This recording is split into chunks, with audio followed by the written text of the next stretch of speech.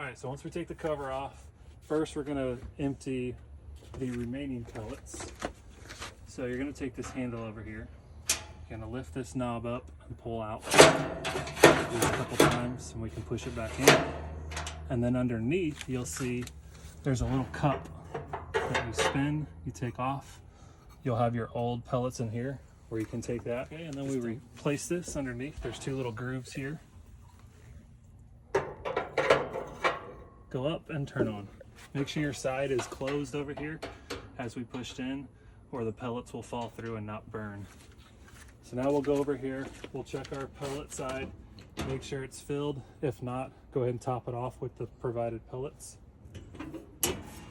Make sure the light switch is on the right to turn these lights on, and that's how you operate the power. So then we'll come down here and we'll turn it on.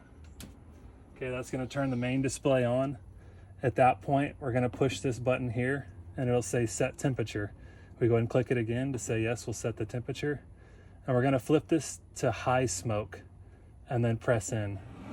It's gonna start a 6-minute startup to get it going, at which point you can come back and click this button and actually set the temperature. Then you can set your temperature, smoke, and burn. Once you're done, you'll come back over here and you'll click this button. You'll scroll over to where it says shutdown and press it again, and it'll start the shutdown process. The shutdown process will take about 20 minutes. Once it's done shutting down, go ahead and come over to the right side over here, check in at your grease, anything that came out, and just take this off, and you can pour it out in the backyard if you want. After that, please put the cover back once it's done shutting down, and that's all.